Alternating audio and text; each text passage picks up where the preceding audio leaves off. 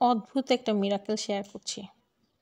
বিশ্বাস করেন, কোনো একটা কাজ আপনি জানেন, মনে করেন ১ সপ্তাহ আগে আপনি জানেন যে এই কাজটা আপনাকে করতে হবে ১ সপ্তাহ পরে। বাট আপনি কোনোভাবেই সেই কাজটা করতে চাচ্ছেন না। কোনো না কোনোভাবে আল্লাহ এমন একটা ইস্যু দাঁড় করিয়ে দিবে, আপনাকে সেই কাজটা আর করতেই হবে না। সুবহানাল্লাহ! চিন্তা করা যায়, মানে আল্লাহ আপনার মনের ভেতরকার সব জানে। উপরে বাইরে সবকিছুই আল্লাহ পাক জানে। কিন্তু আমরাই আল্লাহকে চিনতে পারি না। আল্লাহকে চেনার জন্য সবচাইতে বড় উত্তম পন্থা হচ্ছে নামাজে সেজদা অবস্থায়। আপনি সেজদা অবস্থায় গিয়ে আল্লাহর কাছে যে কোনো জিনিস চাইবেন, কোনো না কোনোভাবে সেটা আপনাকে আল্লাহ হাসিল করে দেবে। যেটা আপনি করতে চাচ্ছেন না সেখান থেকেও আপনাকে কোনো না কোনোভাবে মুক্ত করবে। আর যেটা আপনি চাচ্ছেন সেটাও আপনাকে টুডে অর টুমরো আল্লাহ পাক দিবে।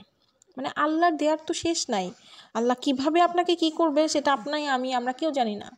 আল্লাহর পরিকল্পনা সর্বোত্তম পরিকল্পনা। সেজন্য মনে রাখবেন, আল্লাহ যা করে প্রত্যেকটা জিনিসই আমাদের মঙ্গলের জন্য করে। কখনোই নিরাশ হবেন না। সবসময় বলবেন আলহামদুলিল্লাহ, আলহামদুলিল্লাহ, আলহামদুলিল্লাহ।